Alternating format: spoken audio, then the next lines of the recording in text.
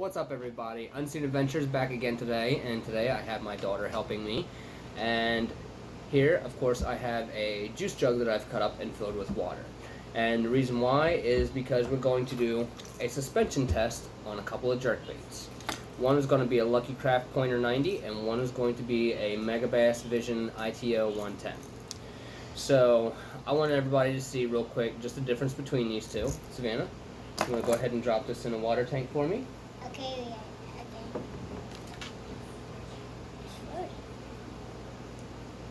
Now you can see that has a slow rise, but it does have a pretty good suspension to it when you do jerk it down into the water column. Now this is also filled with cold water. I'd say, I don't know, maybe 50 degree mark, 40, 50 degree mark. So it's not necessarily a freezing point, but it is that cooler type of water. Also, if you have a jerkbait that rises and you want it to suspend more, all you have to do is simply add a split ring to each one of these, and you can adjust the way that it will suspend nose down, nose up, or if it will suspend perfectly in the water like a natural bait fish. Now, Scanner, do you want to drop this one in the water for me? Now let's see whether this one floats or sinks. Oh, it sinks. Now you can see that this one has sunk to the bottom. Trying to adjust it, and you can see that it's kind of sitting nose down in the water. The tail is floating. So the reason for being is because it has a nice weight transfer system, a nice weight inside of it. Let me see. You can hear that weight. I almost want to say it's a tungsten weight inside, but I'm not sure. Anyway, it has a nice weight transfer system, and since the weight was shifted forward, it will sit nose down. Although, if that weight is shifted backwards, it will sit tail down and nose up. Now, the reason why I have painted this Megabass flat white, yes, a Megabass flat white, I painted it. The reason why I did this is for a specific reason, and that is because in the wintertime, fish like shad and other bait fish have a tendency to lose their pigmentation on the shininess of their scales.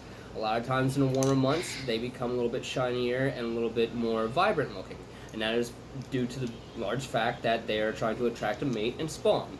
So, and also in the wintertime, a lot of times the bait fish will be hanging out, bait fish and shad, they will be hanging out in the deeper parts of the water column. It's also a lot cloudier out, so they lose that pigmentation in the shininess of their scales, which makes them become a little bit of a duller color.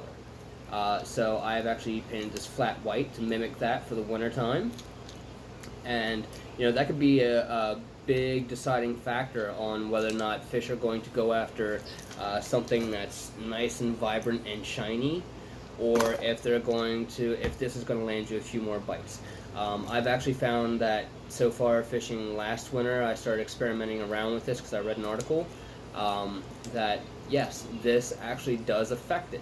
So there was actually an article recently that I read basically proving my point that you know, if you can sand down some of your baits and just kind of knock off that shine that most of your baits have and get that duller, flatter look, then most of the time it may land you a little bit more fish in a boat for the simple fact that it's going to be a more natural appearance.